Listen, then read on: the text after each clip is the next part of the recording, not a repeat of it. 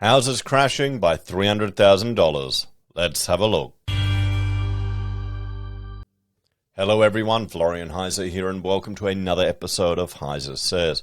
Grab a stein of coffee and let's have a look at this article about houses down $300,000. Now, I wanted to look at this because, well, there's a house very close to me that sold for $1.3 million. Now, it's a good location. The house is knocked down. It's worse than mine. And not much though, but it could be split into two sites. I would imagine, I'd argue you'd be smart to rezone it for childcare or something like that, or a use like that that's suitable. So it has the area and it has opportunities. But 1.3 mil is pretty high. And now it's valued at about 900,000. So the owner, he, bided his time and he got what he wanted. So he's 400 grand above, at least in the sale price. Good on him. He's living the easy life now, hopefully. And we'll have to see what the buyers do of the property if they care that they're 400,000 down from the estimated value. And that wouldn't be a first home buyer buying a property like that. It would either be a developer or a investor that wants to split it. But let's have a look at other properties where you're getting significant falls, because there are a few that it's happening because the market went bloody insane, guys. It really did. We had 20%, 25% growth in 1 year. That's not natural and that's not normal. So people are constantly predicting big falls in property, big falls in property. If you get big falls in property after a huge surge, does that still count as an accurate prediction, or is that just, coming off the peak? You tell me. So let's look what Eliza's written here. 40 suburbs where prices are plummeting. So property prices are plummeting around the country, and some suburbs are seeing major price falls. Exclusive data provided to Yahoo Finance from CoreLogic identified which capital city suburbs had seen prices fall the most in the past quarter. Unsurprisingly, many of the suburbs were those where property prices were significantly higher than the national average, so it's the top of the market. So you need to look at this from a percentage perspective. Sydney's northern beaches saw the biggest price drop, with median home values, so that's 50% below, 50% above. In Terry Hills dropping 11.9% to 2.2 million, equating to a fall of more than 300,000 in 3 months.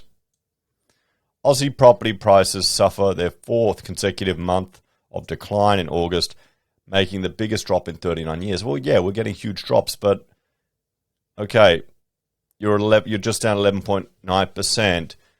What was Sydney up? 20% last year. So this is the thing. You need to, whenever we're looking at this, you need to think, how far back in time are you going? What are you losing? How many years are you losing on growth? Okay, I bought in, okay, it's down back to 2019. It's not going to ride up at the same level, but, can you afford to ride it out? A lot of people will. Is this going to be the huge correction that is going to actually allow an opportunity for people to get into the market?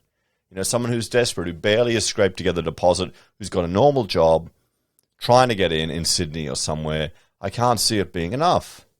Because you've got to remember there's a lot of support mechanisms here in our housing sector in Australia, some that we may not have anticipated. Look at just now. New changes to the Building Code of Australia. They're adding about $30,000 cost to every new build. These are accessibility requirements for private homes and environmental requirements. Don't worry, it'll take about 162 years to pay them off in energy bill savings. Hey, only 162 years. That's why they don't publish those figures. But that's 30 grand you don't need to spend, and a lot of bullshit you don't need to deal with on an established house. So that's extra demand. You've also got rent. Rents are just insane at the moment. Rents are going quite high. There's a lot of demand for property. We're having an increase in migration to the country. Labor's up the numbers. And you've got international students coming back. That's going to as well increase the demand for rentals. That means the yields you'll get just on the rental income on these properties are still not bad. So that adds another incentive to another support to the market. when Ireland went down, everyone's talking about Ireland, you've got to understand the yields that they were getting on their rent, on their properties, were below mortgages, below bonds. So you could buy government bonds and get better deals. So we're not quite at that insane level yet. Maybe give it time if interest rates go higher, but we'll have to see how high they'll go. And then we also have supply. The ability to build buildings is just getting hammered. Builders are going under left, right, and center. We've overheated the market and we're paying the price for it. So that's going to be another incentive for established houses. You've got the psychological aspect of people seeing in the media all the time builders go bust and people finish with half-finished houses and go, stuff that, I'll just buy one that's already built. Or you've got the number of builders able to provide houses in the next couple of years won't be the same as it was in the past. So that's going to impact it as well. So you've got to remember, we've got these things here that are all in their way are going to act to support the market. Plus, you've got a political establishment that has an incentive to support property prices. You've got the states that want to keep them higher because they love their bloody land tax and all of that hoovering up your hard-earned money. And you've got federal, it's the voting block of property owners as opposed to non-property owners. And it doesn't matter who you vote for, Labor or Liberal. I can't imagine there's much difference. So that's what we have to keep in mind. That's why I'm a bit skeptical of people making predictions of these massive corrections. Because, guys, you know, what's stopping Labor doing something stupid like bringing in Mortgage Keeper, which was a joke. Okay, people are talking about it like it's real. No, it's a joke. That's a joke I made. It's not real. Or shared equity growing to everyone. Oh, you're in trouble, just sell your house to Labor. Oh, sorry, the Australian government. So we got to think. If there's a calamitous fall in the market, what stupid shit will they invent to stop it falling over? I think that's the timeline we're on now, and you just got to go with the ride. But anyway, let's have a look at some of these other properties that fall, because it looks like it's just going to be all bloody posh properties. Yeah, you go 2.2 million, down 11%. Down 11%, down 11%. 3.9 million. These are not normal houses. 1.2 million, that's probably a normal house these days. 11%, 11%. I mean, okay, you bought one of these things, you're down 11%. You wouldn't have got into any of this with a 2 or 5% deposit. You wouldn't be getting in there with a government deposit. They're too low for that.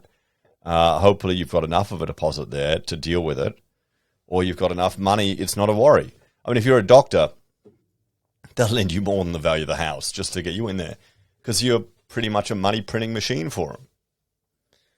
So, Plenty Northeast down 9.7%, 8.9%. Yep, so we're looking about 8%. What about Brisbane? Okay, we're down 9.3%. Fairfield South 8.7%. I mean, but look at these prices, all over $1 million, $1.3 million. Hawthorne in the city 8.3%, down to 1.5 million. Okay, these prices are not affordable. They're not starter homes. They're not average homes. They're the home that people are getting when they're upgrading to the next one. So sure, we're seeing drastic figures and money, price falls, price corrections, but it's for drastically expensive houses. Salisbury South down, Mackenzie South down to 1.2. What? Adelaide down 3.9. Now look at this. The movements in Adelaide are much less than everywhere else in the country. But isn't Adelaide meant to be cheap? 1 million, 750 grand, 850 grand, 1.3 million, 1.5 million. These aren't the cheap suburbs in Adelaide. What about Perth? Down 4.2 to $500,000. Sunnybank down 3.6. 2 mil, 800,000, 470. In Woodbridge Northeast down 2.7 and 2.6. So yeah, I mean, doesn't matter. A lot of these aren't going to be affordable to people.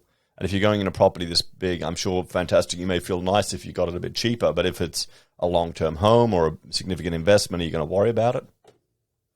Hobart, Kingston Beach down 8%.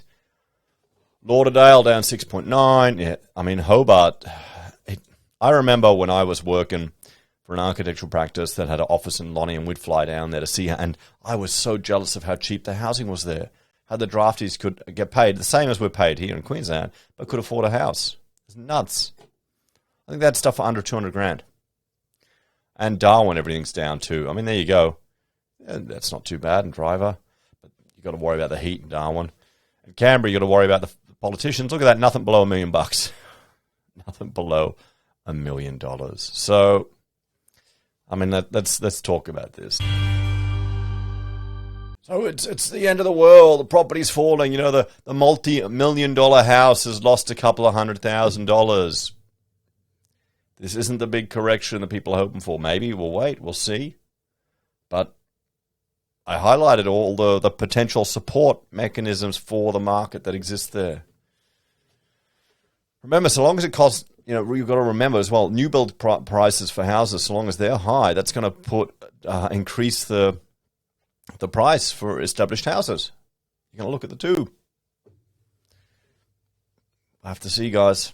I'm seeing some people like on Twitter and other things make calls like, you know, a 40% correction or down to, I think someone said down to 2010 prices in Sydney.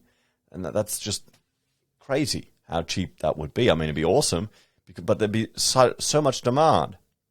There'd be so much demand. People would be flocking for the property. You'd have people from overseas flocking to buy the property, doing whatever they could to get the property. Hey, it might be good.